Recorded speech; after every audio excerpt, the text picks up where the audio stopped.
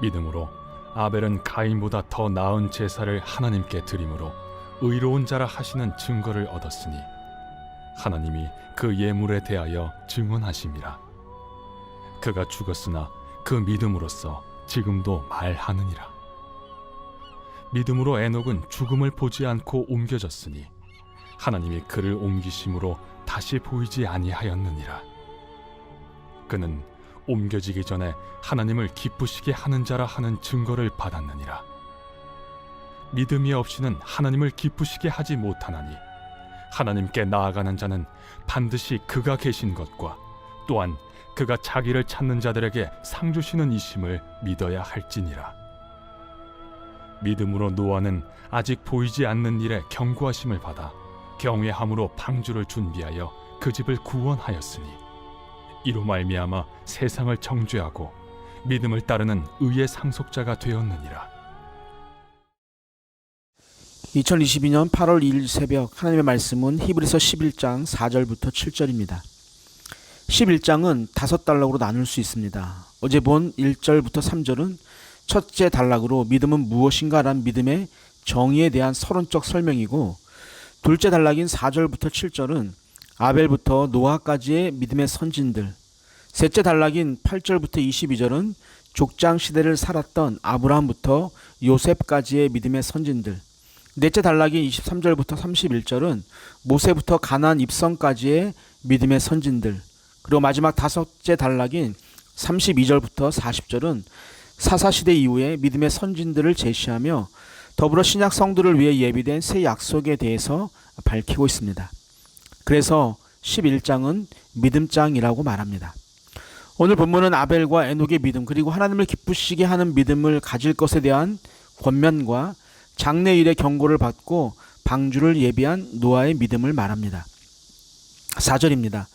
믿음으로 아벨은 가인보다 더 나은 제사를 하나님께 드림으로 의로운 자라 하시는 증거를 얻었으니 하나님이 그 예물에 대하여 증언하심이라. 그가 죽었으나 그 믿음으로써 지금도 말하느니라. 아멘. 가인과 아벨이 하나님께 드린 예물에 대한 이야기는 창세기 4장 2절부터 5절에 기록되어 있습니다. 그런데 하나님이 아벨과 그 제물을 연락하신 사건을 들여다본 히브리서 저자는 아벨이 가인보다 더 나은 제사를 하나님께 드림으로 의로운 자라는 증거를 받았다고 합니다. 가인은 농부였기에 농사지어 땅의 소산으로 하나님께 드렸고, 아벨은 목자였기에 양의 첫 새끼와 그 기름을 구별하여 하나님께 제물로 드렸습니다. 가인과 아벨 두 사람이 나름대로 제물을 택하여 하나님께 제사를 드렸을 때 하나님이 나타내신 반응은 완전히 상반된 것입니다. 아벨의 제물은 그와 함께 받으신 반면에 가인의 제물은 그와 함께 거절하셨습니다. 하나님께서 왜 그런 선택을 하셨는지를 두고 의견이 많지만 정확한 이유를 본절에서는 아벨이 믿음으로 더 나은 제사를 드렸기 때문이라고 말합니다. 그렇다면 믿음으로 더 나은 제물을 드렸다는 것은 무슨 의미일까요? 일부 학자들은 아벨의 제사가 속죄를 기대하고 피를 동반해 드린 제사였기 때문에 하나님이 받으셨지만, 가인의 속죄 제사는 피음이 없는 제사였기 때문에 받지 않으셨다고 주장합니다. 그러나 더 많은 학자들이 말하는 것은 아벨은 하나님 앞으로 선을 행하는 가운데 그의 소산물 중 최상의 것으로 정성 어린 제사를 드렸지만, 가인은 선을 행하지 못하는 가운데 손에 잡힌 것 중 첫 번째 들어온 제물로 믿음도 정성도 없이 제사를 드렸다는 차이에서 찾고 있습니다. 즉 하나님은 아벨의 그러한 태도에서 그의 의로움과 믿음을 보셨으므로 그와 함께 그의 제물을 받으셨던 반면에, 가인의 태도에서는 그의 악함과 무성의함밖에 볼 수 없었으므로 그와 그의 제물을 받지 않으셨다고 볼 수 있는 것입니다. 요한일서 3장 12절에서도 가인이 아벨을 쳐서 죽인 이유에 대해 자기의 행위는 악하고 그 아우의 행위는 의로움이니라 라고 말하고 있습니다. 아벨은 더 나은 제사로 말미암아 의롭다는 증거를 얻은 선진입니다. 그리고 아벨은 믿음을 통하여 그가 아직도 말하고 있는 중입니다. 아벨은 죽었어도 그의 믿음의 의는 죽지 않았습니다. 가인이 아벨을 죽이는 데 성공했지만 그의 믿음의 의까지 죽일 수는 없었다는 것입니다. 우리의 믿음도 그 누구도 죽일 수 없는 믿음이어야 합니다. 어떤 고난과 역경이 있어도 고난과 역경이 우리의 믿음을 멈추게 할 수 없습니다. 그것이 히브리서 저자가 말하는 참 믿음이고 우리가 갖추어야 할 믿음이라는 것을 잊지 말아야 합니다. 5절입니다. 믿음으로 에녹은 죽음을 보지 않고 옮겨졌으니 하나님이 그를 옮기심으로 다시 보이지 아니하였느니라. 그는 옮겨지기 전에 하나님을 기쁘시게 하는 자라 하는 증거를 받았느니라. 아멘. 에녹은 하나님과 365년을 동행하다가 죽음을 보지 않고 하늘로 옮겨진 인물입니다.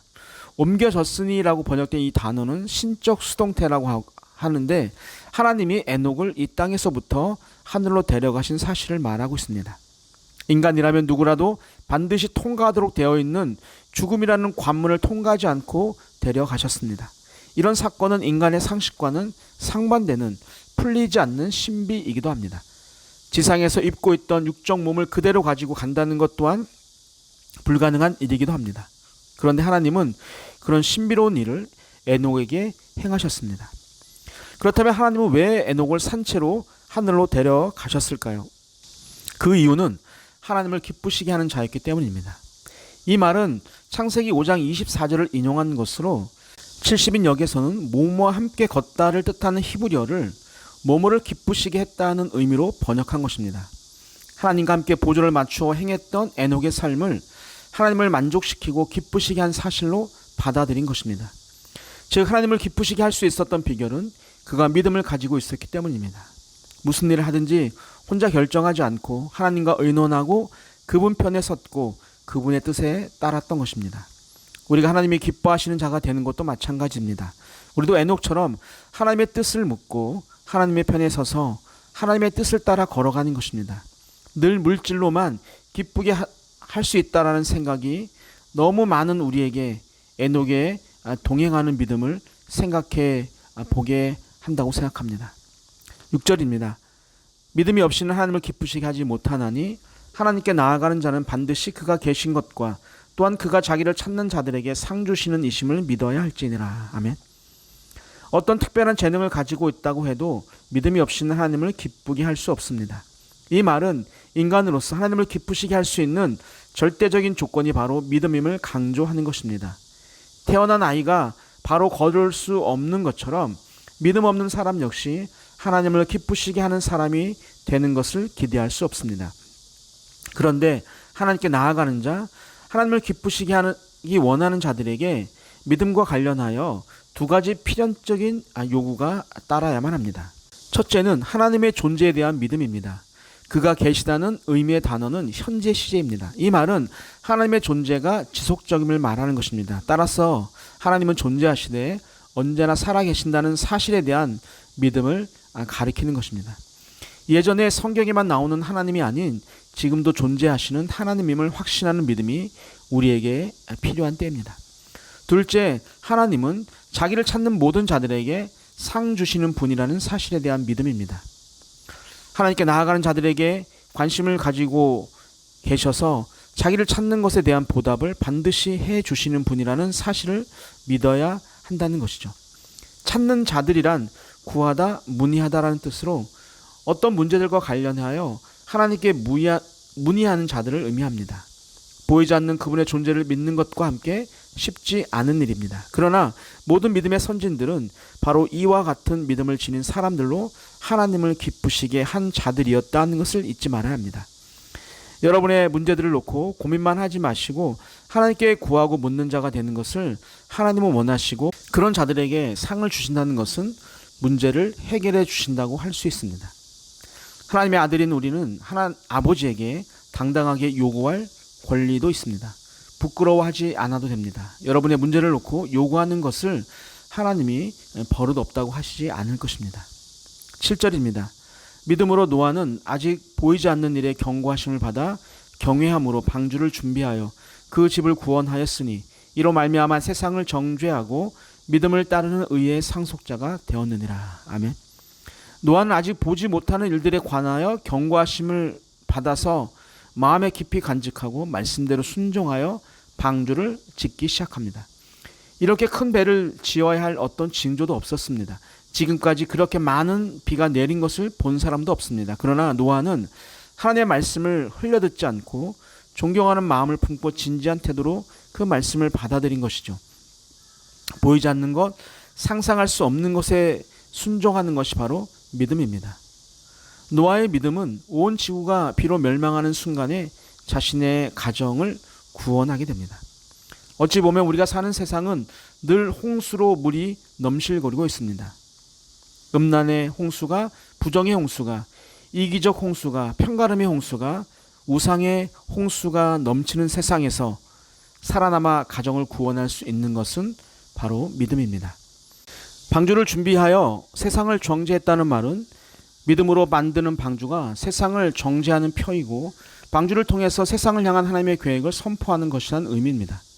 결국 노아는 성경에서 공식적으로 의인이라고 불리운 최초의 사람이 되었습니다. 노아는 자신이 가진 믿음을 기초로 하여 의를 상속받게 되었어요.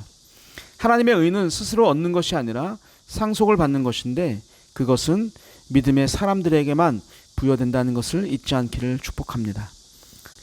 사랑의 하나님 아버지, 오늘 아벨과 에녹과 노아의 믿음의 이야기를 통해 나의 믿음을 돌아보게 하여 주옵소서. 하나님을 기쁘시게 하는 흔들리지 않는 믿음을 갖게 하시고 어떤 고난과 아픔의 순간에도 포기하는 것이 아닌 하나님께 간구하는 자가 되길 원합니다. 무더운 여름을 맞아 각자의 건강을 지켜주시고 방학을 맞은 학생들이 방학을 통해 부족한 것을 보완하게 하시고 육신의 아픔이 있는 자들에게는 건강으로 함께하여 주옵소서. 오늘도 우리와 함께하실 주님을 기대하며 사랑이 많으신 예수님의 이름으로 기도하옵나이다. 아멘. 우리 함께 기도합니다. 첫 번째, 어떤 고난과 역경이 와도 멈추지 않는 믿음을 간직하게 하옵소서. 두 번째, 우리의 믿음을 통해 하나님을 기쁘시게 하는 자가 되게 하옵소서. 마지막, 우리의 문제들을 놓고 고민만 하지 않고 하나님께 구하고 묻는 자가 되게 하옵소서. 우리 함께 기도하시겠습니다.